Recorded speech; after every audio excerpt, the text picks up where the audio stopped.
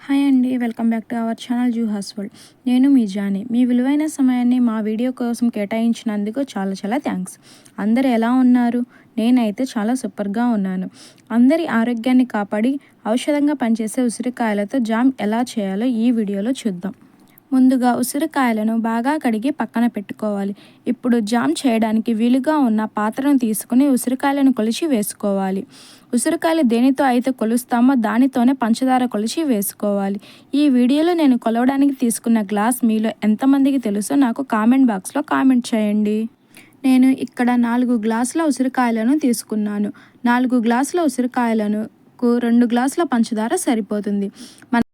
ఉసిరికాయలలో పంచదార వేసి కలిపి మూత పెట్టి 2 నిమిషాల వరకు ఉడికించాలి. తర్వాత ఒక టీ గ్లాస్ వాటర్ యాడ్ చేసి మూత పెట్టి ఉడికించాలి. ఉసిరికాయలు గోల్డెన్ షేడ్ వచ్చిన తర్వాత మూత తీసి కలుపుతూ ఉడికించుకోవాలి.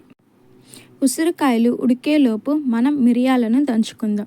ఒక చిన్న రోలు తీసుకొని కొన్ని మిరియాలను వేసుకొని మెత్తగా దంచుకోవాలి.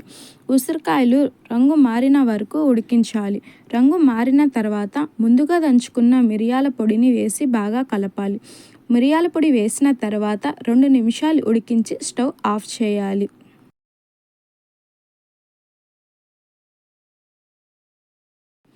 అంతే, ఎంతో రుచికరమైన ఉసిరికాయ జామ్ రెడీ.